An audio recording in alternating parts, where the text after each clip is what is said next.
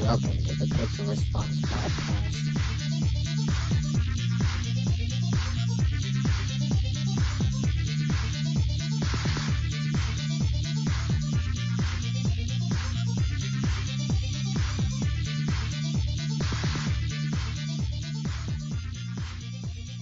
Yo, Nathan, you know the zombie down the hallway where you find Kenneth the first time? How exactly do you find a good way to consistently get around him when you're trying to... Yeah.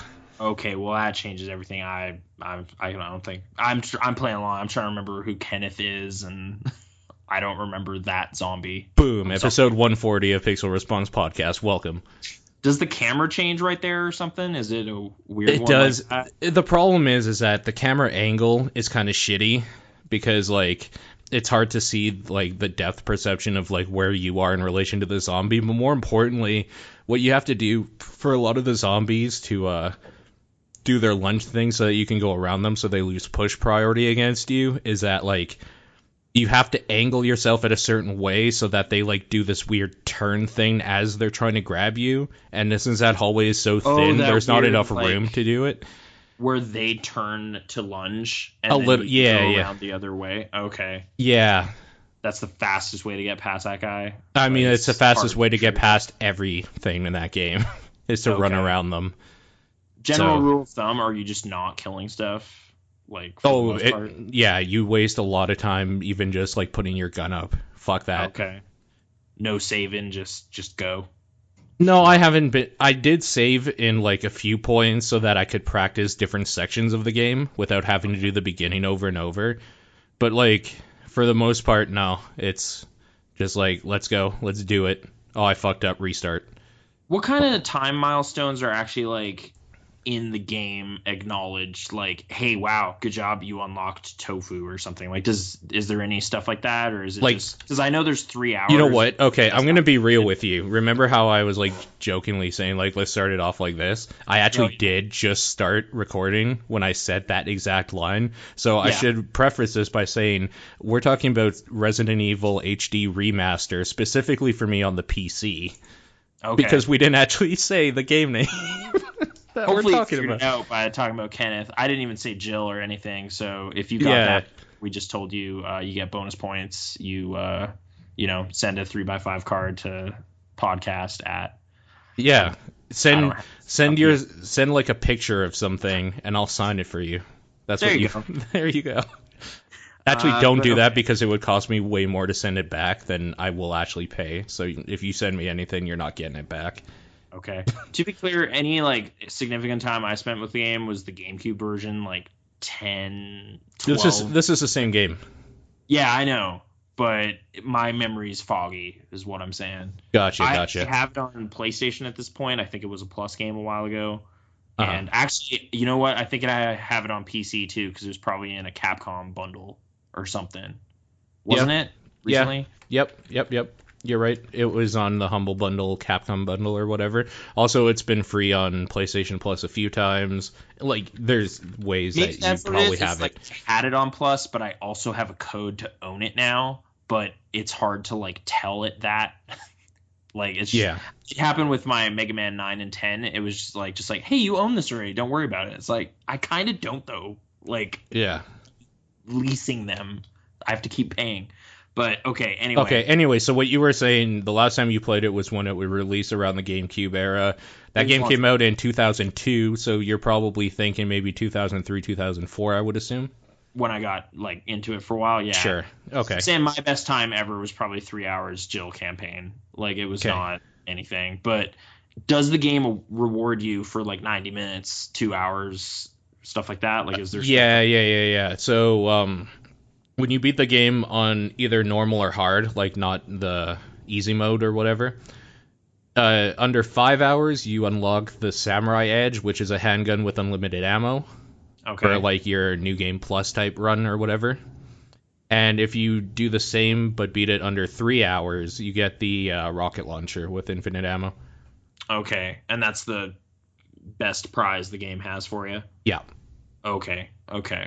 And then past that point, it's just, well, you can just costumes and kill everything. But okay, there's more costumes just for beating it X number of times or something. Yeah. So when you beat it the first time, you as Jill, you get her military gear, which has her in a tank top and is dope. We'll just say that. Okay. When you do as Chris, you get his alternate costume along with Rebecca's costume. You just have to clear the game once on any difficulty to get those. Okay. And then if you clear the game twice with either one of them, then you'll get their secondary outfit. For Jill, it's her RE3 outfit. Okay. And for Chris, it's his Code Veronica outfit. Oh, okay. So since there was like subsequent games, that stuff might have been in the GameCube one though already too, because those games would have been out. So never mind. Yep. Okay. They were. Most of my time with that game was honestly Jill's campaign. Like, I can't tell you if there's like significant differences with what Chris deals with in that game. Chris is hard mode. Once. Okay. Basically, because he has 2 less slots to carry stuff. His big thing is that he can take more damage than Jill can. Okay. So, like... But he doesn't have a cool hat, so I kind of just didn't care, about him as a person. Right. Just like, you didn't even think to bring a cool hat, so whatever. You're right. He doesn't wear a cool hat. You are right about that. My time with 5 too. It's just like, man, this boring meat man that is the star of this game. Yeah. You know what the weird thing about 5 is how you can unlock the alternate costumes for like Chris and Sheva because you could play as either one of them or whatever. Yeah. And like one of Sheva's is just like her in a tribal, like black tribal wear, and I always found that a little like more racist than like killing black people in that game. Is it like furs or what grass skirt or something? Yeah, it's something like that, but she has like body paint on her and she has like a bow and arrow and stuff. I don't know if it made it into any recording, but there was a note explaining that, which I kind of was like, oh, they totally realized how racist all this was and acknowledged it in the writing. It's like one of the I'm becoming a zombie gradually, this is scary notes, but in it at some point it says like, yeah, everybody's like dressing up in ancestral gear. It's weird. It's like, what are they doing? As part of being infected, they're like regressing culturally, I guess. It doesn't really make sense, but I guess it's probably just, we already modeled all this and they have these crazy shields and stuff. Like we just watched 20,000 Leagues Under the Sea and modeled all of it off of the natives on that island, like crazy cannibals. Yeah. And I don't know. It's super dated. It's a weird depiction for sure. But I don't know. Those shield dudes are crazy. You got to blow apart the shield before you can kill them. So. Yep. That's something that just design. happens all the time. Yeah. But I guess justifying it narratively. Like, why would Sheva dress like that? She's not infected. Because she's black. Yeah. That's why it's gross. Well, it's Japan. They just don't care. It's not true. Part of their hang-ups. You're totally right. It isn't. Yeah, it's a different thing. But okay, Resident Evil. Yeah. We'll call it practice. I don't know. Sure, let's call it that. But you're just enjoying it. You're just like, oh man, this game's great. So that's cool. That's definitely something about Capcom is kind of on this short list of just like, since the From Software stuff, like getting way into that, and also Dead Rising, it's just like, Capcom gets like gameplay somehow for the most part. I like their 3D action games more so than some other publishers out there. And give me some other names of Capcom games that you think would fall under this. Just because I'm kind of drawing a blank. Affinity for? Yeah, like, that you have affinity for specifically. I don't dislike their Devil May Cry stuff. No, you're right. Those are good. But it's like 3 specifically, if I'm going to highlight a game. Yeah. But there's those. There's Dead Rising. There's Resident Evil in general. But to be honest, it's mostly 1, 2, and I'm still sort of on the 4 train. But we've talked about that, how I was kind of revisiting it recently, and it has its rough elements. But yeah. 5. I'm trying to think what other franchises they really have. Dragon's Dogma was really good. I have that. I've been meaning to kind of give it another try sometime, but it just seems like a dauntingly big game. Yeah.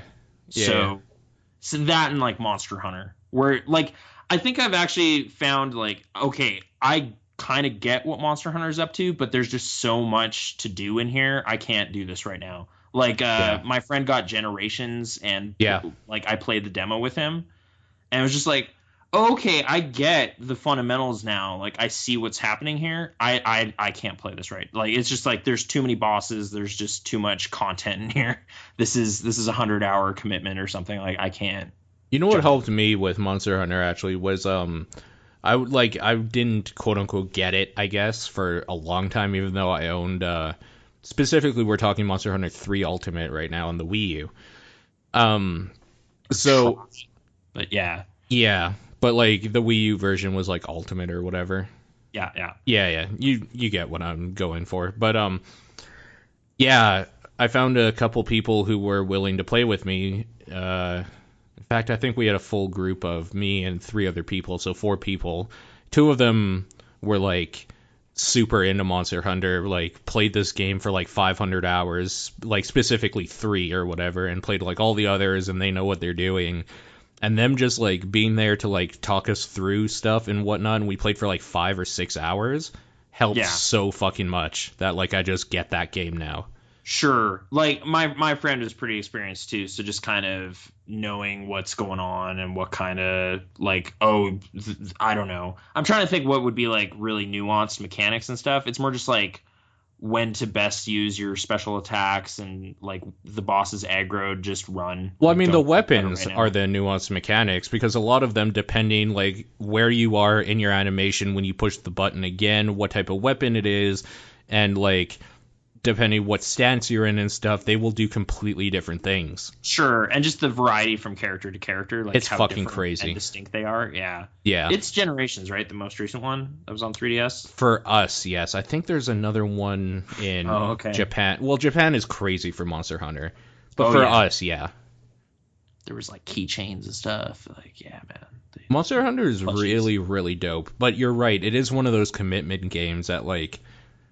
Maybe the mental hurdle I'm talking about is just kind of that, like I've heard it described before as like animation priority, and people just can't get over that with like the Souls games and stuff too. Yeah, it is. But I found I vastly prefer that to what we were talking about last week, the Dragon Age like animations thing. Yeah. Like it was like I don't know how you guys like these Western design games where you're literally not doing anything past the point. You're just making things animate. Like I don't know. I feel more separated from the action than, hey, yeah, it's going to take a while to swing this giant club. Like that makes more sense to me fundamentally than what was happening in Dragon Age Origins. So. Especially because when you have the game designed like that, like what you're saying with animation priority, it usually makes things feel more meaningful, right? Where like this mace is going to take like a full like 3 seconds to swing as compared to like a sword. But where the sword I might like poke 3 holes in somebody in that time, this mace is just going to like blow their fucking head off. Like, sure. Or like has big knockback and they might just fall off this scaffold or whatever. Like there's effects that make sense. Or whatever. Like no, for sure. There's more thought and care, I think, put into that type of design because there has to be, right? When there's a big risk, there should be a big reward, and those games are all about the risk. Yeah.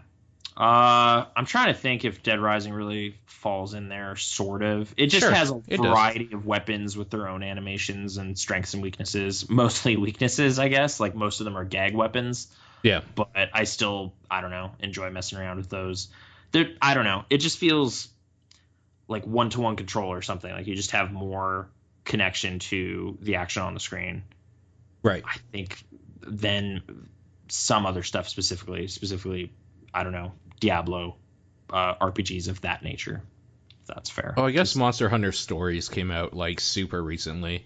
Oh, okay. So that's probably the newest one, but if I remember correctly, that's the one that plays more like Pokemon than it does like Monster Hunter, so I'm not going to count that. Okay. It's been a while for me with Devil May Cry, just going back to that. It was, I mean, I did play the, what's that one? The new one, the rebooted one, Ninja Theory. Is that right? Yeah, I think so. Because I'm going to say that's right. And I've just forgotten the name of the Ninja Gaiden people. Because it has ninja somewhere, doesn't it? Yeah. Ninja Theory is correct for Devil May Cry. Okay. That one didn't pull me all the way in, but back like a long time ago, I got way into 3. Uh-huh. And 4, I played through Nero's campaign, and then it was just like, oh, it's the same levels again, sort of, but with Dante. I don't know. I just got fatigued and didn't finish that one. You played Remember Me. How was that? Oh, isn't that the Life is Strange people? You might be right, actually. I think it is. The thing is, I remember it being generally okay. It has kind of some neat story segments where you're messing with time and stuff, but the actual like default action of that game, I just can't remember at all. It was just like, I knew when I was playing, I was just like, I have to finish this right now or I will never play this game again. Like, it's not that good, but it's okay. So I just finished it in one weekend or something. It sounds like you were right to do that.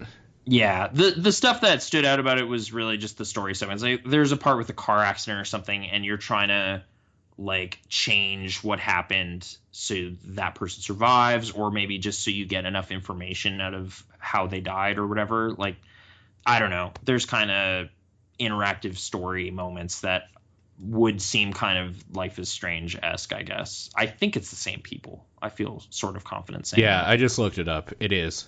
Nod Entertainment created that game. Yep. But that doesn't really fall into this Capcom thing. I think I'm really talking about a couple franchises which mostly have zombies in them, as it turns out. Right. But all right, so okay, zombies. Yeah. Speaking of Ninja Gaiden, I alluded to them briefly. Yeah. That was one of the many games I was hoping to play last weekend on my brand new NES Classic. Yeah, I think you actually went on record saying that, like, the day after we recorded, that you were going to go out and see if you could get one. I'm going to head down to the Toys R Us, pick one up. It'll be fun. I'm going to play some Metroid. What a grand old time. Yeah, no problem. I'm not going to book anything. Yeah, I mean, I'm waking up early to get it. So how early did you wake up? Like 8. That's actually really early. So, okay. For me, it was an effort. A friend of mine, I'd kind of like let him know that I was interested in getting one on Friday, and he was like, "Yeah, I'll go too." He actually hit the streets and was trying to get one earlier than I was, around 7 when Walmart opened. Okay.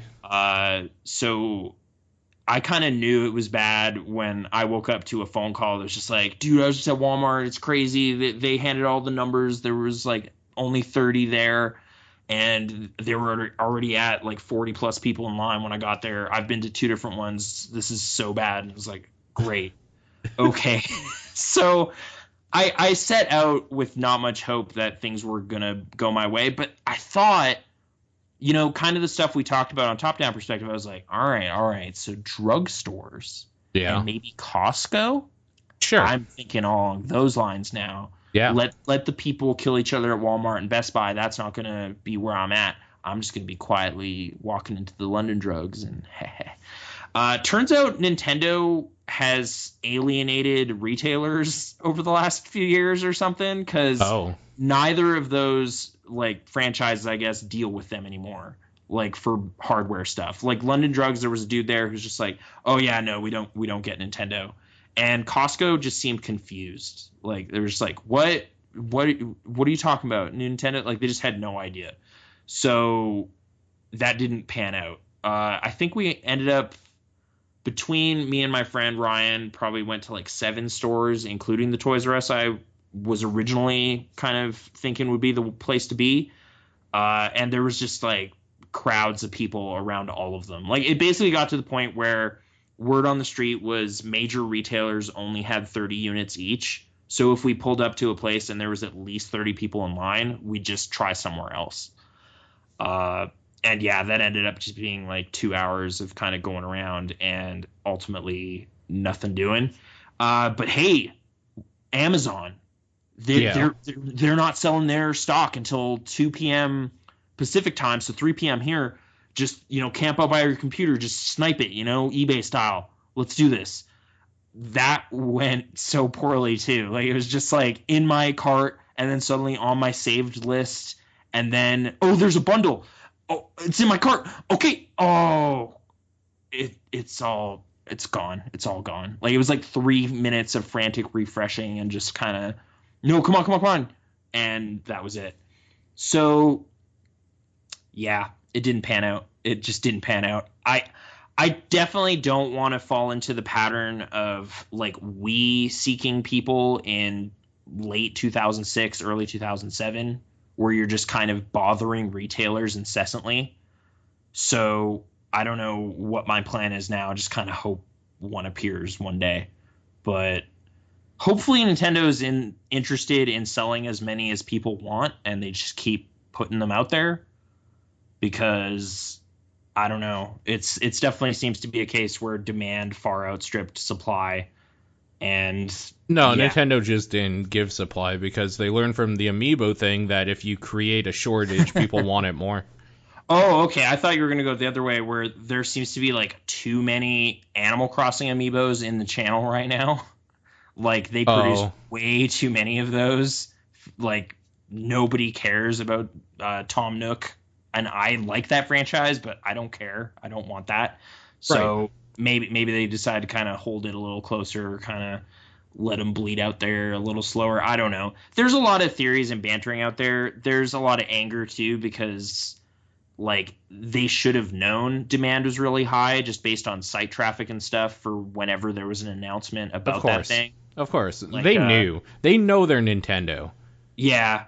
Like, and that the thing is too is it's a very simple hardware, so there's kind of not a lot of great excuses for why they couldn't manufacture more, because it's not like these are crazy hard to find parts. Totally. So I was really disappointed. It was kind of a thing where it's just like I'm kind of having this weird little tantrum right now, but I just feel like a stupid child. Like I'm an adult, but I just really wanted this thing. I'm going to ask you a question here. So, yeah. Why do you want one of these? Like, it's not a bad question. No, like when you give me your answer, like I'll tell you why I'm asking. It's not to like be like inflammatory towards you. Honestly, just simplicity of getting those games on a big screen and it runs well, and there's stuff I want to play, there's stuff Brittany wants to play, all on one tiny little nostalgia providing thing that isn't very expensive. Like it just what's your kind of... The reason I ask is because if you get like a Raspberry Pi, you can just like make an emulator machine with literally the whole NES library to do the exact same thing. Honestly, like part of it is I really do prefer that stamp of approval from the people involved. Yeah, see, this is what I was wondering, is the only reason you care because it has Nintendo on it. Like Nintendo says it's cool that I'm playing Metroid this way. It's not like Nesticle or something. Like I've never been a big emulation fan. Mm-hmm. Like my justification would always be like, all right, well, Seiken Densetsu 3 isn't here at all, so this is the only way to play it. Right. You know? Yeah. There's that kind of, this is the only way to play it. Hey, I don't really like this game, as it turned out with that, but at least I, felt okay about downloading it. Yeah, I just prefer it legal. I don't know. It's just some hang up I have. It's just right. Like I don't know. Sitting there playing Metroid, I wouldn't feel like I was playing it right if I had like access to save states and all that kind of stuff. Like I'm just kind of perverting the spirit of it. You do realize the Nintendo Mini uses save states, right? It does have saves in it, yeah, like quick saves. No, like it actually has a save state thing. But you don't just rewind the game, do you? Probably not. Although I don't know. That would be really weird if they included at that point, yeah, like I want to say I beat Metroid finally. I don't want to like just cheese my way through Metroid. Right. Because at that point, it's just like, well, I beat Zero Mission legitimately, so I can just still say that. But I don't know. I don't know what it is with Metroid 2. I think it's because I've been playing that game since, like, I was 10 years old. Right. Like, summers out in British Columbia. Like, Grandpa Al had a NES in the basement, and there was a copy of Metroid there. And it's just like, man, this game's hard. Like, this game's crazy. I'm just lost. I don't know what's going on. Like, I just eventually want to figure that out. Like, I did it with Zelda. Did it with Zelda 2. All the Mario games, like I killed Wart, all that stuff happened. Yeah. Mother Brain is still out there, like. See, for us, it was Super C was at the grandparents' house. Okay. That we would play. Is that game pretty good? Because it's fine. Contra? It's Contra. Yeah. Okay. Got that Konami code, Unless you ask some people at Kotaku to rank their. I really didn't like that list at all. Like, yeah. It's just like, who's this for? Like. Yeah. Whatever. This is only for people who want to play weird old junk anyway. Like, some of it's not going to be fun. Right. Like, I sort of agree with Ghosts and Goblins is just not going to be fun at all. I'll probably fire it up a couple times, but that's not going to. Hypothetically now, like, I'm a lot more pessimistic about getting one because it was seriously like I was there when the Wii launched, and there wasn't that fervor immediately because people didn't know what it was. You know, there was like a weird little time where you could just go down to the Walmart before it opens, and there'd be people there, but they would be kind of nerdy people that we're talking in about the know Metal people Gear and Guild Wars and stuff in the line. Like, it's like these people are here because they want this because they of course they do. Yeah, but with this, it just seems to have like such a broader appeal, and also just eBay hounds are doing like crazy stuff, like charging way too much and stuff for it. Like, it's like 2 weeks after the Wii came out. It's like at that level already of just pandemonium. Video game fever has hit the streets. Like, it was kind of crazy to see. But yeah, just trying to be okay with it. Like, after of just like, I failed in my mission. Like, I don't know. I was kind of crestfallen a little bit. But you could take the Proton John route of buying the games. Just buy the carts? Yeah. Oh man, that's a more expensive option though, really. With some of them, the ones some of that them. I'm missing, I don't know. Do you have an NES? I will kind of I have an NES. That was a thing. Like, my last check basically was a Video Game Trader, and they were just like, "Oh man, we didn't even get 30." Like, it was just crazy. Like, Nintendo always pulls this crap, and the guy was just going on about it. But they tried. They had like a NES deal that day where you could buy an original Nintendo and they'd bundle in some stuff and whatever. Like, just I appreciated the thought, but it's just like, I already got one. Like, let's be real though. If Nintendo's giving Walmart and like a Best Buy or something 30, why would they give a fucking mom and pop shop basically in Calgary, Alberta 30? There's no fucking way. Well, I guess so. Like, if Walmart has 30. If Walmart only has 30. Yeah. But, little cool store isn't getting very many. They got some, like maybe half a dozen or something. I'm not really clear on what it was, but... Half a dozen? How many people work there probably wanted one to take home? At least 2 or 3. So there's their stock gone. Toys R Us, too. Like, the cashier I asked earlier that week said they wanted one, so I bet they got one. Totally. Totally. But like, let's be real. If it's the one perk of their job, let them have it, I guess. Yeah, but I don't know. Nintendo. We just kind of. I brought up a couple examples of just like, it's like Metroid Prime Trilogy or whatever. Like, when there's just no supply at all. Just gone immediately, or collector's items. But I guess in this case, they're saying they're going to do more shipments. There's like. For smaller retails, it sounds like January, but I don't. Like, to be clear, like, it's not like this is an emergency because these are decades old games. So if I really want to play any of them right now, I can figure out a way. Like, I have, like, not even going to emulation, like Game Boy Player or whatever. Like, there's ways I can play the majority of those games. I'm pretty sure, like, if not all of them, 90% of them are on the eShop. Oh yeah, Virtual Console probably has most of them. Yeah. At that point, if you're down with all of them, you're paying more. You're paying like $150. Sure. Which, hey, it's a better deal than $500 on eBay. But I'll tell you another thing is that like that mini NES doesn't have all the Mega Mans, and I paid like a premium to get all of them, but I have all the Mega Mans on my DS. Okay. So like. There's also that where if you're going to pay more, but you can pick and choose exactly which ones you want. Yeah. No, I can acknowledge it's kind of a dopey device. I don't know. Something about just this should be simple. I want it. I went out to the store, money in hand, and it's just like, no, it's gone. You can't have it. Like, that simple thing, it not being satisfied was kind of maddening. Even though it's like, hey, don't, like, it's like, hey, it's not even that great anyway. It's like, I know, but I just want it. Like, I just want it. there's not rational at this point. It's just I just wanted to have it, and now I can't have it. So yeah. Anyway, my consolation prize, which took some doing, like when I was at Video Game Trader, it was like, hey, you got Doom? You guys got Doom? And I was just like, no, they just didn't. So I went with just nothing. Eventually, I went to Walmart and picked up Doom, the one from this past March. When did that come out? It was earlier this year. June, I think. Oh, okay. Maybe. No. Yeah, Maybe it's not that old. I mean, keep talking. I'll tell you. It made it. I played the demo months ago and decided, like, yeah, this is pretty sharp. Like, this is something I want to play. Yeah, we've talked about it even. Like, did you May 13th, 2016. No, I got to go back to it, actually. I've been meaning to. Okay. I really like it. I haven't gotten super far, but I guess just kind of going through my time with it thus far, like, the big revelation was really, I should turn this on to ultraviolence because then it's better. Was kind of a thing I had where I had it on the default hurt me plenty. I think the middle. I mean, ultraviolence is a setting to turn every Doom game up to if you want to have fun.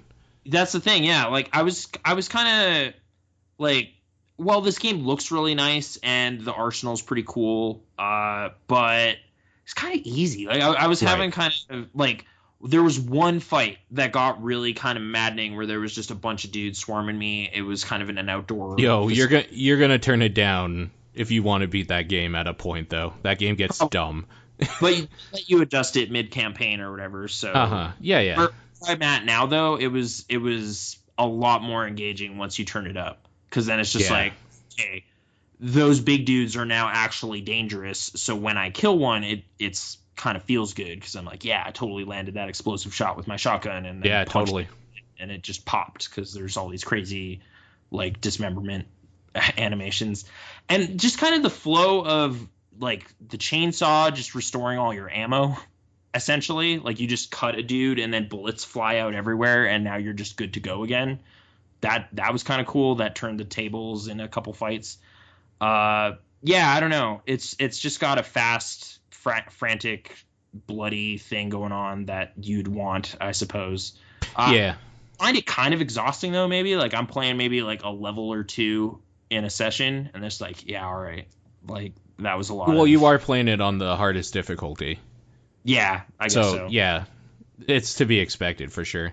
Some of the load times are a little not the best on the PlayStation. Just, if you die, it just kind of takes a while to kind of load things back up. But it all looks really nice, so I kind of get what's going on. Also, it's probably one of the few games I've played on there that just makes my PlayStation fans just go crazy. Like that system's chugging doing that stuff, but oh well, I don't know. Yeah. It's been pretty fun. Sure. But that's a good game.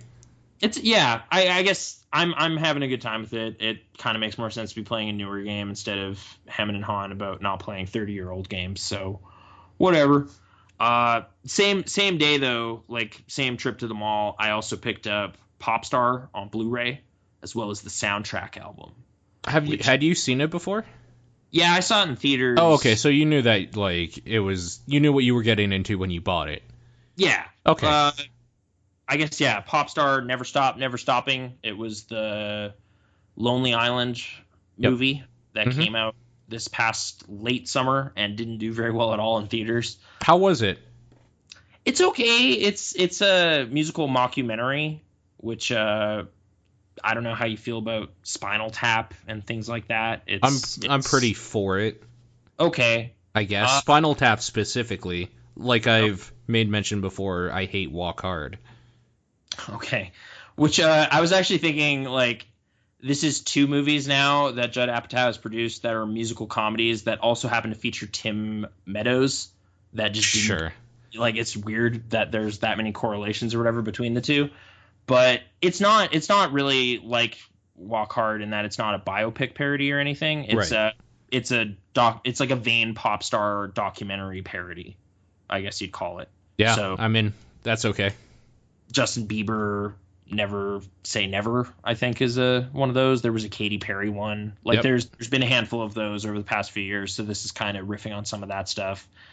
And generally to good effect. I find it a little weird and at odds with itself in a way, in that the basic consensus, like the basic premise, is this guy, Connor for Real, was part of this pop group, like this kind of rap group called the Style Boys, and he went on to have his own solo career.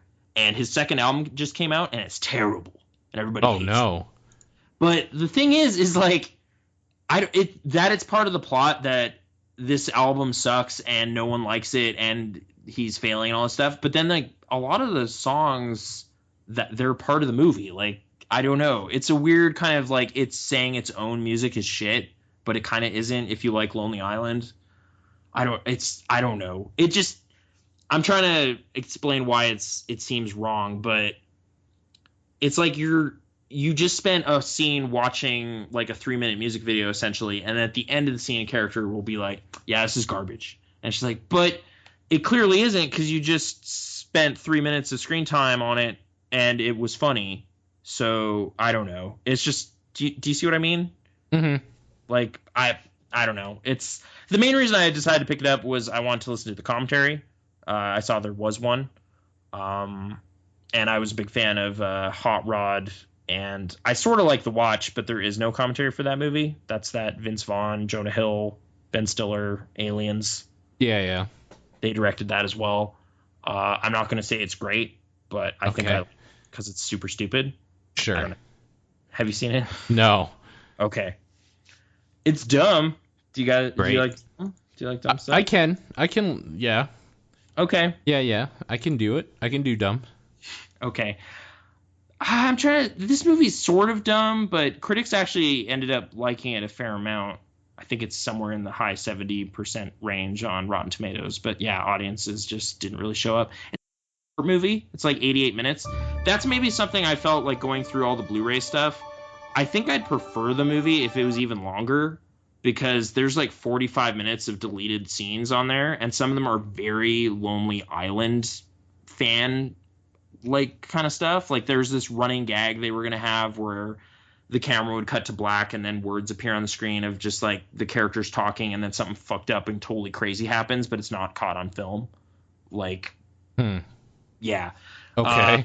They sort of explain why it's not, all three of them aren't in the finished movie on the commentary. Like, it was a test audiences thing. They just didn't really like that joke.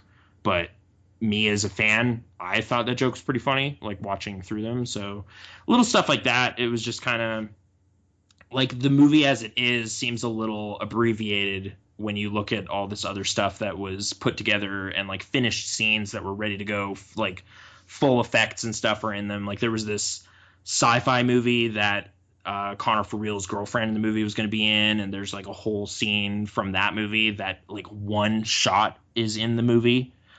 Just weird stuff. But I guess just to say, like, generally speaking, it's a dopey comedy that makes fun of pop music. So if you are into, like, there's specific riffs on Tyler the Creator, like this rap group and stuff, and that stuff seems kind of on point. I don't know. I also listened to the album a couple times, and there's some songs on there I like. I think I'm going to say Karate Guy and Ibiza are my favorites. Okay. I don't know what those mean, but maybe if I ever see it or hear them. Both of them are sort of prominently featured in the movie. So, okay. Yeah. Like, at least 30 seconds or more appear in the movie. But yeah, just kind of Lonely Island stuff. Did you see Hot Rod? I did. I like Hot Rod. Okay. I will say that commentary is better. One of the three guys is on a cell phone in this one, and they heckle him a bunch on it. But who? Which one? Yorma. Oh, fucking Yorma. They let him have it a few times over the course of it, but it's still kind of bad audio quality in the commentary. So great. It was a little too bad. Yeah, that sucks. Yeah, I think they also record these like during production of the movie, or like right after it's done, but before it's out. Yeah, so there's I'm sure any reflection on how it did or anything like that, which I kind of like that wouldn't normally happen. But for example, I really like the UHF commentary, and that is an opportunity for Weird Al to acknowledge that the movie didn't do very well because he's recording it like 15 years later. Right. But still kind of thanking the fan base and stuff like that. Like it's got a very kind of like aware quality to it that this doesn't.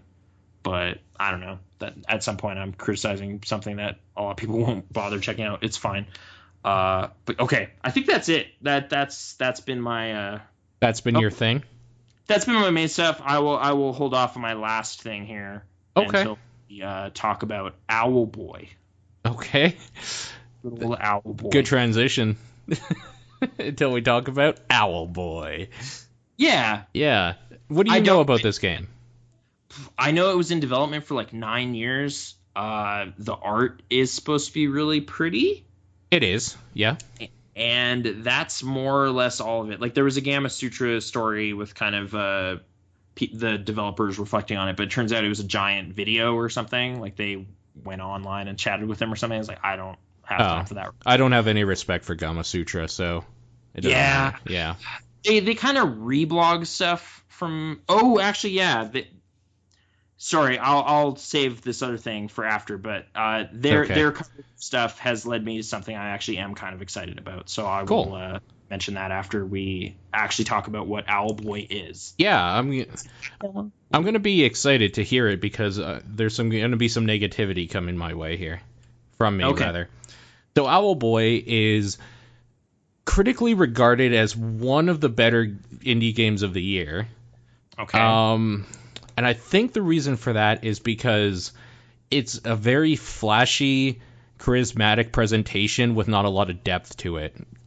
Like gameplay? Is it a platformer? Like what would you? Yeah, it's like it's like a Super Metroid, like a Metroidvania type platforming game, but like instead of platforming, you're flying, so not really platforming. Okay.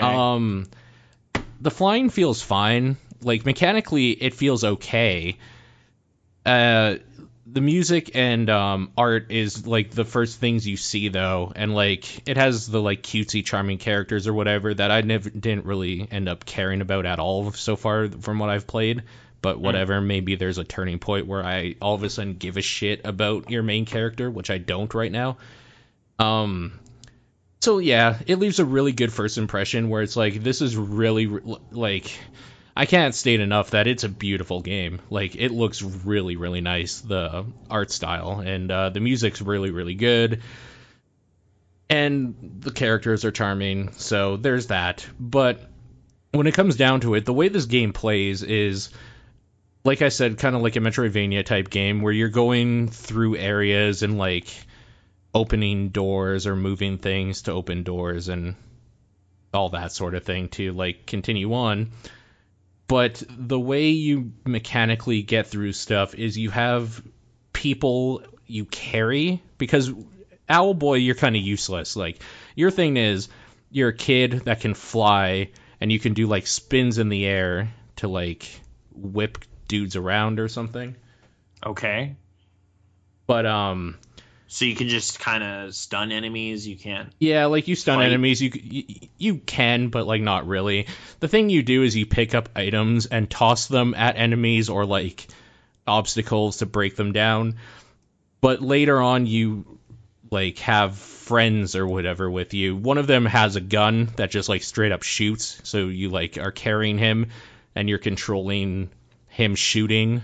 So, like, there's that. Then you get, like, a pirate dude with a different ability. He has, like, a big fire shot that, like, will burn certain things away in the environment or like, just do a lot of damage, that sort of thing. So, there's that. Is the theme friendship and cooperation? Yeah, sure. I guess so. But the thing just inherently that bugs me about that is it always feels like you're playing two people.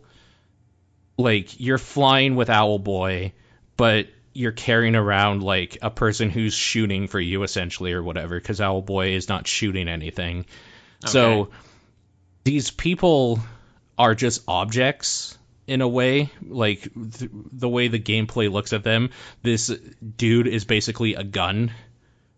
Okay, that's his function. So he's just a power-up or something? So, when there's, like, story time parts where, like, you're all chatting or whatever, I don't care about anything he has to say. And I don't care about what Owlboy is doing or feeling, because to me, Owlboy is just a way to make the gun fly through the level. Oh, weird. Okay. Yeah, so there's just no depth there for me at all. I think it's just really convoluted and boring. The worst sin I think it does, though, is that even though it mechanically feels okay, the level design's boring. Like, it's just you flying around and then putting a dude onto a button. Like, one of the guys you can carry, you can drop them at will or whatever, and then summon them back instantly, like teleport them to you. Yeah. So, like, you just drop a dude on a button and then go through, like, it'll open a door. Or you're going to move this thing over here, and then it's going to open a door. It just feels very samey, everything you do in it, and it's super boring. That's So, unfortunate, but, like, yeah. honestly, I'm trying to think through some stuff, because that's, like, a daunting challenge to endear characters to the player, right? Sure. And I mean, that's So a subjective thing. I sort of get why they'd be like, hey, but they're mechanically valuable to you, so you'd care about them, right? You know, it's like, oh, I care about the companion cube because it helps you solve those puzzles, but it's a box, you know? But some people still thought it was kind of cute and have fan art and whatever. Like, there's, you know, whatever, video game characters. It's hard to kind of make them more than just talking heads. I'm going to bring up, like, a game I know that you didn't care too much for. Okay. I thought what A Tale of Two Brothers or whatever, that game, I thought what they did was kind of clever, though, because when, like, spoiler alert, I guess, for this old-ass game now that everybody talked like so much about when it came out. 3 years ago? Yeah, and, like, just wouldn't shut up about. But, like, I think in that way, in that game, it works, because you actually mechanically feel like you lost your left arm, essentially. Like, yeah, or there's, like, one brother is more competent than the other throughout the game. Like, I didn't love that game because it was talked to death and stuff at the time, and I just didn't find it personally very impactful. But you're right, that does at least tie its story to its mechanics very intentionally. And it sounds like this is sort of trying to do that. Maybe. But it just doesn't I haven't gotten to a point where it really matters yet. Like, okay. Is there a lot of chatting? Like, is there a lot of... Oh, if you want a brief synopsis about what I've encountered story-wise in the game so far, is that... Okay, I'll just act it out for you.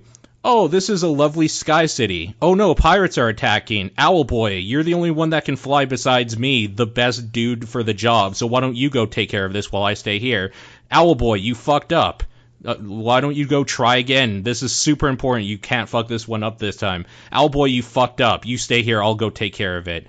And then somebody else is like, hey, Owlboy, you should probably still go and do it. Like, I don't know. It's fucking stupid. And it's one of those, like, why are they putting this inept piece of shit kid to, like, save their world from pirates? This burden of responsibility is a bit disproportionate. Like, not only that, but, like, every time you quote unquote fail and come back to the town to just be like, oh guys, like, this is really bad, we should really do something, they just, like, scold you for it and just basically say that you're, like, worthless and stuff. Like, it's weird because in a way it's almost like they're punishing you, the player, like, for their shitty character that is supposed to always fail for their storyline to make the other people seem more, like, grandiose or something. I don't know. It's weird. But like, this doesn't sound fun to have a game. And mechanically, there's 3 power-ups. There's the guy that shoots normally, there's the pirate guy, and I think I'm about to find my last dude. So there's not a whole lot there. Are you switching between them? Is it like Lost Vikings or Trine or something? Or yeah, like, you can just, like, play as Owlboy normally, but then when you push a button, one of them will teleport underneath your talons and you'll be carrying him instantly so that you can start shooting or whatever, right? And then you can switch between who you're carrying from there as well. But yeah, like, early in, like, when you were first talking about it, I was like, oh, is this kind of like Dust and Elysian Tale? But it sounds a little bit different. Yeah, no. Just Metroidvania and, like, very, like, it looks really nice as kind of the big feather in its cap. Like, that seemed to be kind of imagine, like, if you were playing Super Metroid or whatever. Yeah. And the only mechanic, like the whole game was based around you being like a morph ball. Okay. But sometimes you can get out of your morph ball and either shoot your like plasma shot or your normal shot.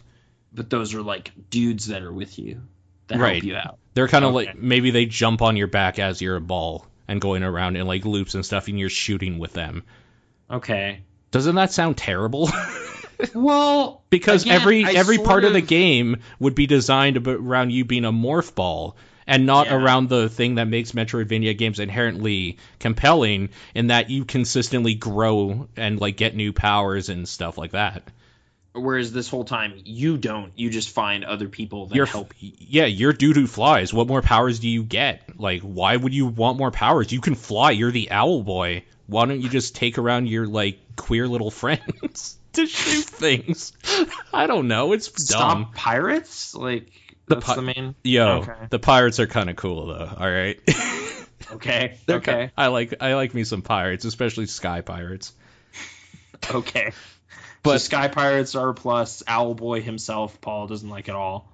I'm just so indifferent. The thing that's annoying is that, like, mechanically as a game, it's a game. You can play it, and you won't hate it. Level design. It's just boring. But, like, I think they want to mask that boringness, and I think they did it because either that or critics are just, like, fucking retarded by, like, putting flashy, nice scenery up.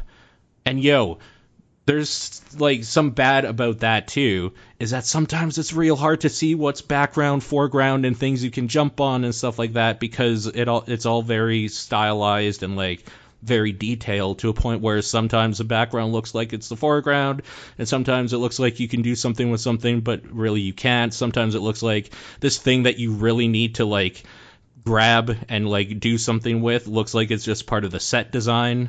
Yeah. So... I guess I just want to refer back to one more thing where you were saying, like, just opening doors and it's very basic. Like, honestly, that's kind of what I've been doing in Doom, but I like it. Like, I'm trying to justify why it's not the same, but you're looking for blue key cards, yellow key cards. You enter a new area and there's new key cards to get. Like, they're still gating content, and in the meantime you're fighting. But I guess that you have all your powers. Like, it's not like I need my shotgun friend to kill this demon, I need my machine gun friend to kill this demon, or something. Like, if it was doing some weird switcheroo thing like that, would get in the way. The fact that you can even somewhat customize your experience with your weapons, though, is more than you get in this game. Okay. It's just, no, you need to do this. This is the only way to kill this, like, to get past this obstacle. Yeah. It's one thing. Okay. Maybe that's it. Maybe it's the fact that I don't like this whole, like, design of one thing for this, like, for the when you have your first dude that shoots normally, he's kind of like a scrawny, like, nerd dude, so you would put him down on a button and he would push it down fine. But then when you get the pirate, he's like fat, so when there's a big button you have to put him down.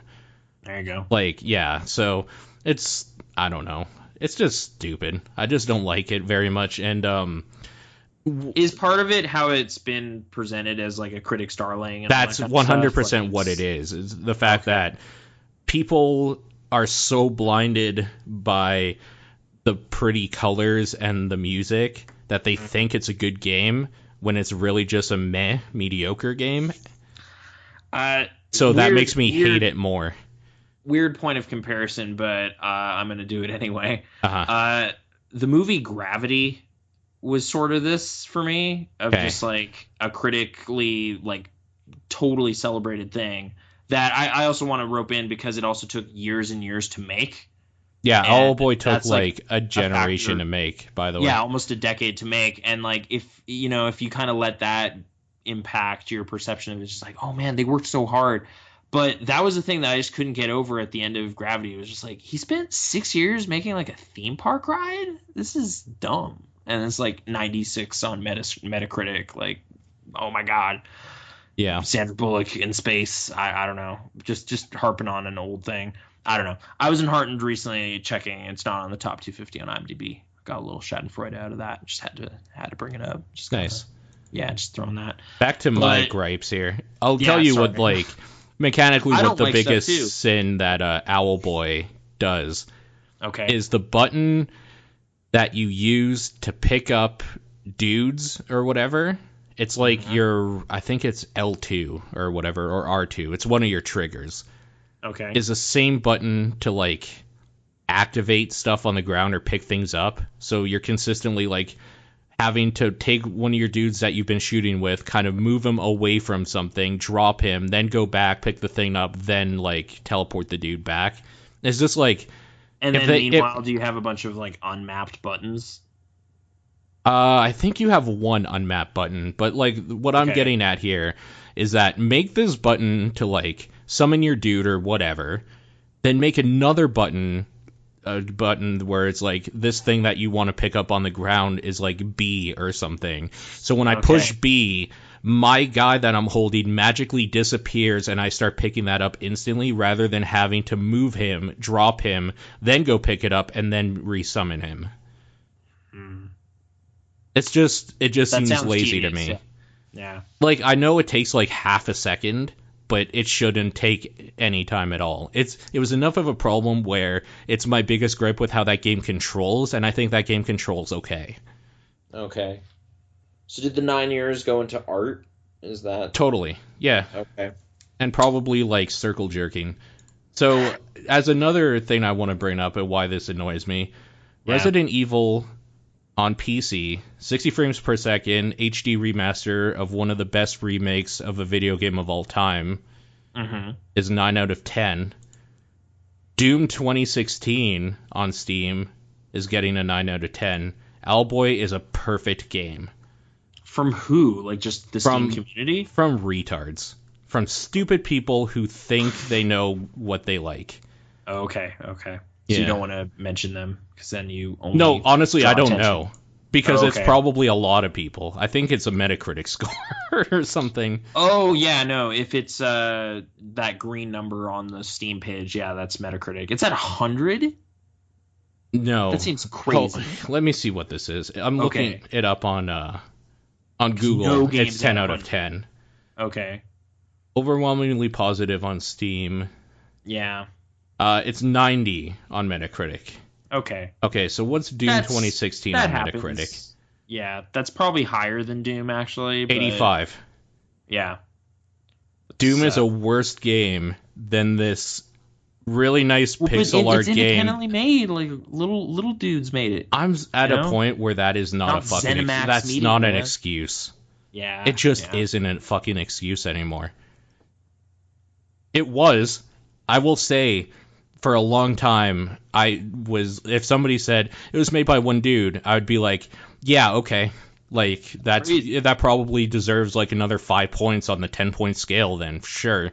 Like, I was probably that pretentious piece of shit. But not anymore. Like, I've seen what like indie devs can do, and some people are just phenomenally talented. I don't think mediocrity should be pushed anymore. I'm sick of it. What was that really good-looking, fast-paced platformer? Oh, Owlboy. No, fast-paced, like Meat Boy-esque, but like art over kind of anything else seemed to be the thing. It was like a year or two ago. Art over anything else. It's probably going to be real hard to remember then. Okay, there's been a lot of those. Okay, sorry. I don't know. There's just been a handful of games over the... it's like Blind Swordsman or something. What is that game? Blind Swordsman. I don't know, man. Weren't you just talking about Dust and Elysian Tale? Well, there's that too, but okay, that's not what I'm talking about. Anyway, what happens if I Google Blind Swordsman game? Okay, I guess if we're here, no joke, to find what Dust was called, I typed in furry side scroller XBLA, and all right, then I knew what it was called. That seems legit. I just forgot. I played. There is a game called The Blind Swordsman on Congregate. Oh shit! I have a feeling that's probably not the game you're talking about. No. A Blind Swordsman is the Snow. Okay, this is terrible. Jon Snow. Yeah, Jon Snow. Yeah, you're right. Jon Snow was a good game. The game. All right. Let's just move Weird on. how they brought him back, hey? Yeah. I haven't seen it. I haven't either. I have no idea what I'm talking about. All right, so Owlboy, most of my knowledge came from Gamma Sutra. The one like silver lining in Gamma Sutra was Thimbleweed Park for me, which Okay. I don't know how I didn't know much about this, but Ron Gilbert has a new game being developed right now, and it's almost done. It comes out in like 2 months, 3 months. Oh, I didn't know that. The thing I'm really digging about it is they've been, as part of, like, they did a Kickstarter and they've been updating their backers and stuff with a bunch of stuff. But there's also just a development podcast. So they just have, like, their weekly meetings with Gary Winnick, David Fox, Ron Gilbert primarily, just talking game design. Mm-hmm. And I've just been really enjoying those. They're, like, really short, like 10, 15 minutes. But just kind of hearing all that goes into making a kind of old school adventure game from the guys is kind of neat to hear. So I've been really enjoying that, and also kind of getting kind of excited for Thimbleweed Park. It looks to be kind of Monkey Island era looking murder mystery game. So a lot of Twin Peaks and stuff. I know there's a lot of kind of Twin Peaks love amongst some of those dudes, like based on the Day of the Tentacle commentary. There's some little things in there that were apparently Twin Peaks stuff. Really, the inclusion of coffee in the puzzles, stuff like that. Like, just like, oh, I guess that's pretty innocuous, but that's cool that it specifically came from this thing I like.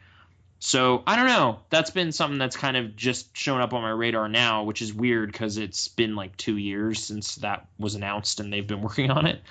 And yeah, I don't know. I just have pretty positive impression of Ron Gilbert.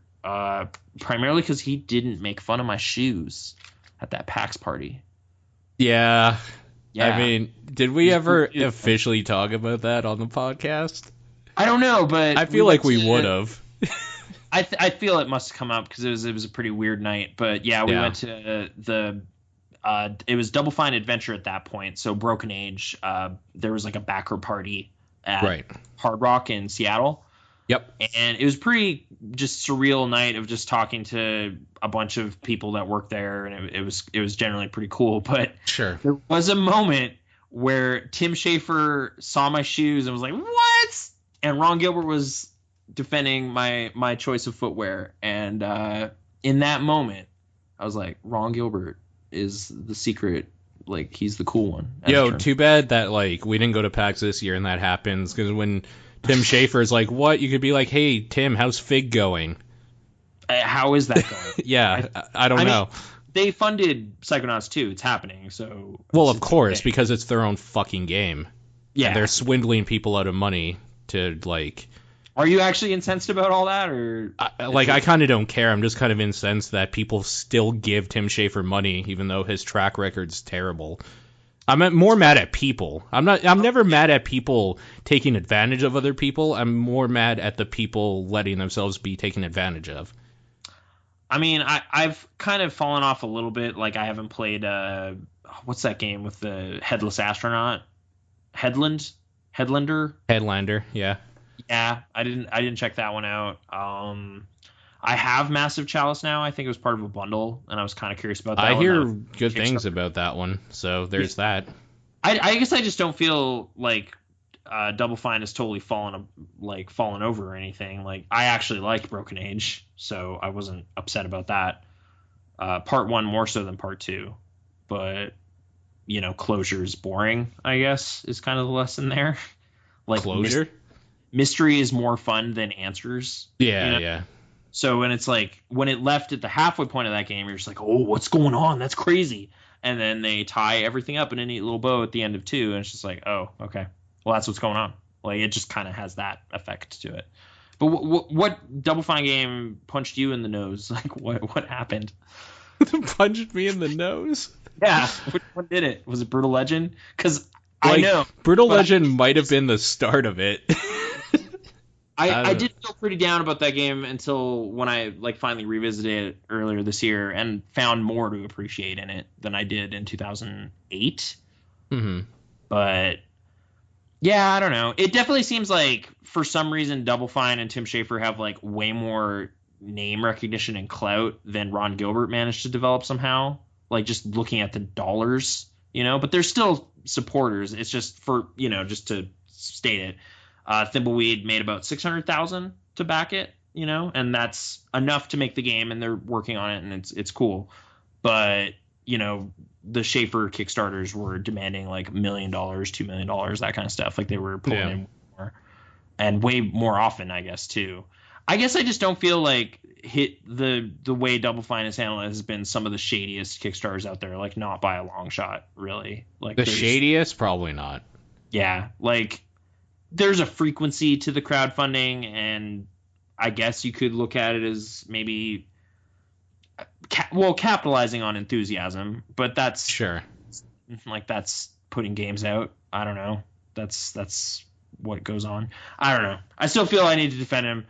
But I'm trying to like think of the last time I really cared too much, like enough about a Double Fine game, because they're okay. Yeah, but I mean, like was one I was like on board with and played through. I saw like screenshots of it. I remember and just being like, whatever. I will say, like with the Psychonauts 2 announcement, I was actually not really super excited. Like I was just like, I don't know if I need another one. The thing with that one is I want to see what they do with it, but I'm with you on it for sure.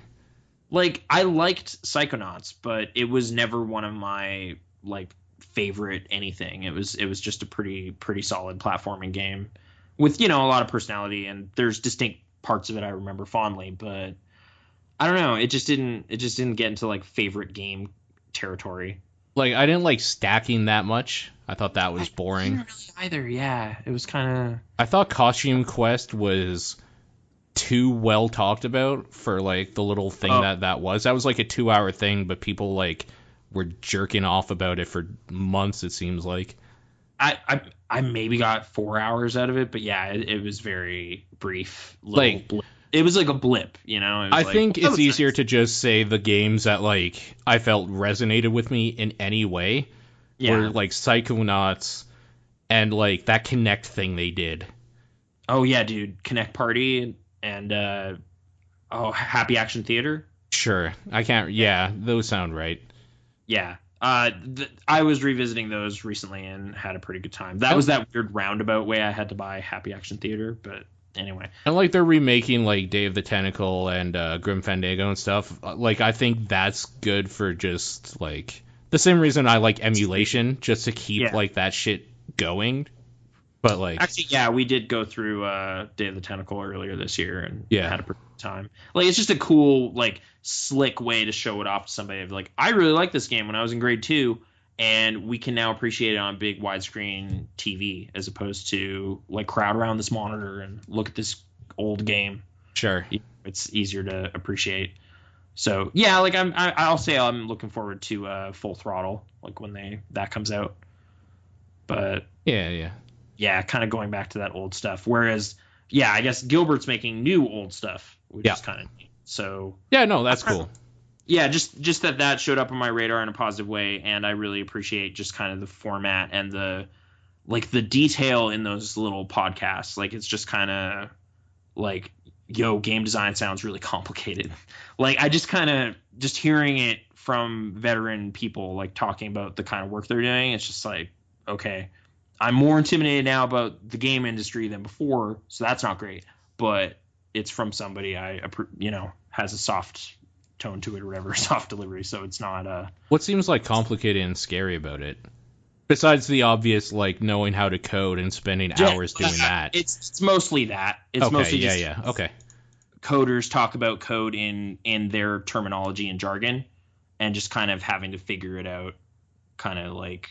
Or just how simple those games seem at first glance in terms of like how much is going on, but just like how much is fully created from the ground up, like making their own engine and stuff for that. Like just putting in all the text and having it, pop up correctly and just little things, but walk boxes, just hearing about walk boxes a lot and just kind of, okay. I think I know what you mean. Like just little things like that. I don't know.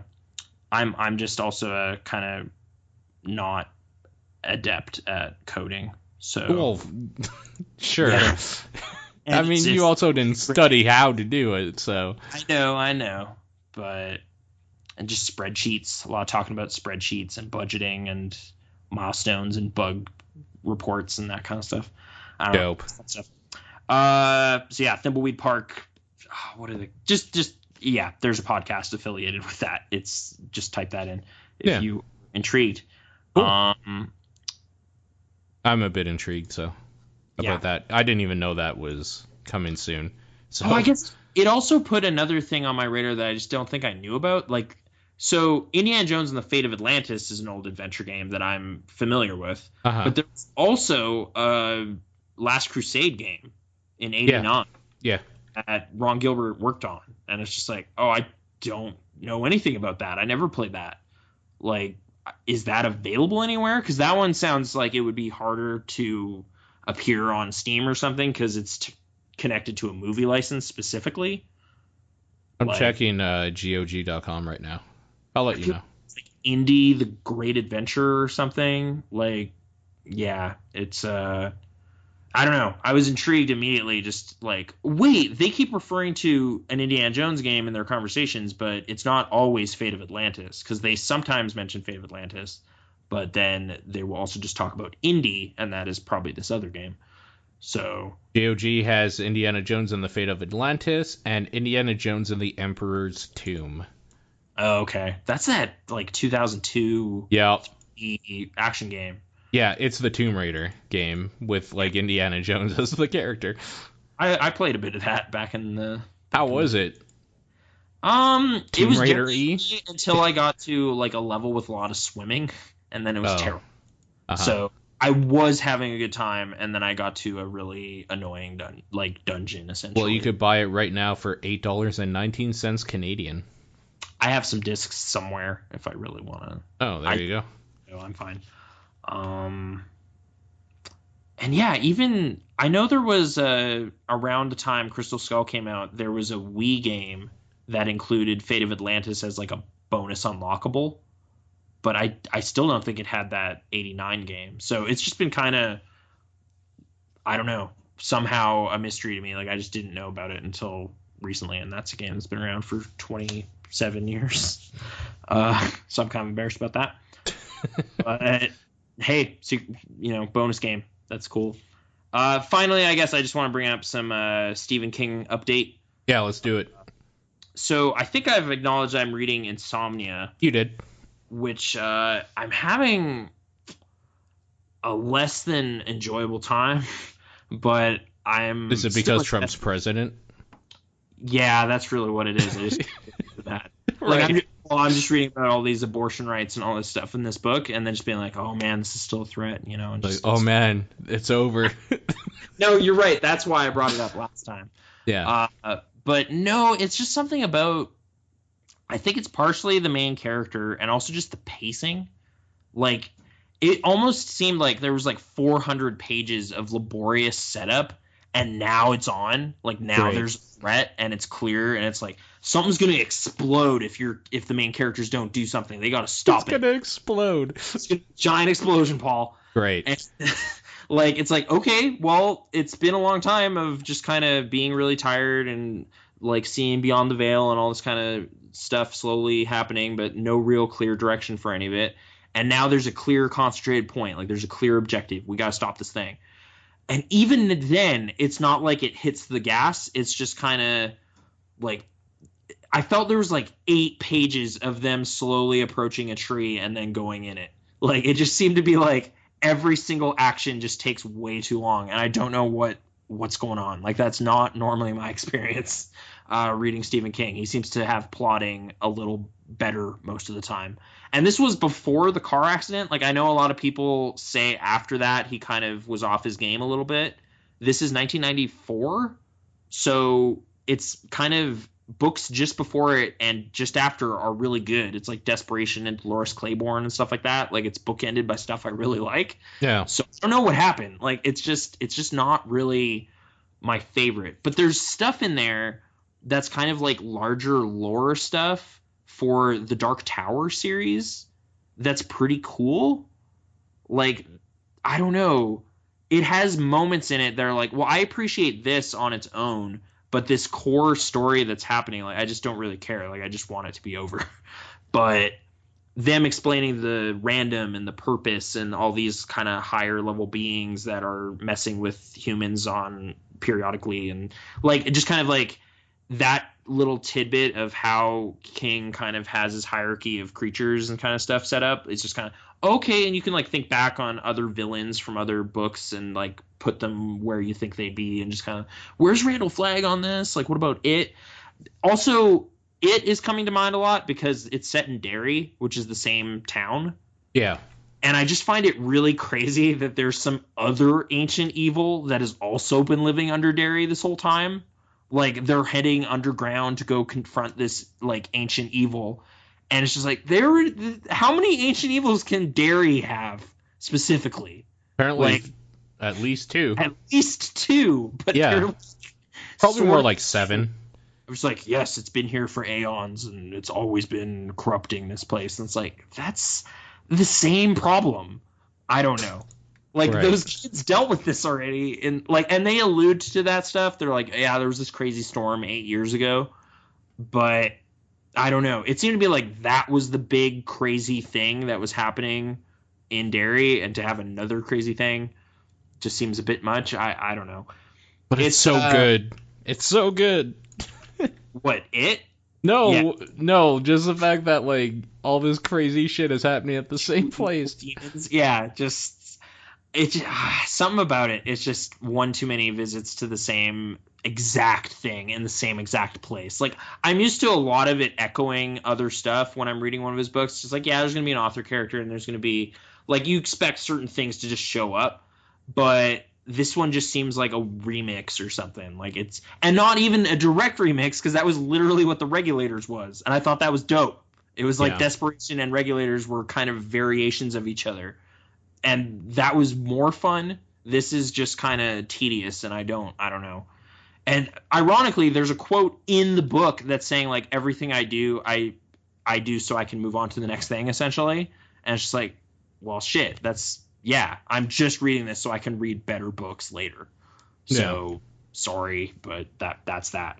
I've also just before this, I finished watching the Stand miniseries. Okay. Which was 6 hours of stuff. I think it came out in '94 as well.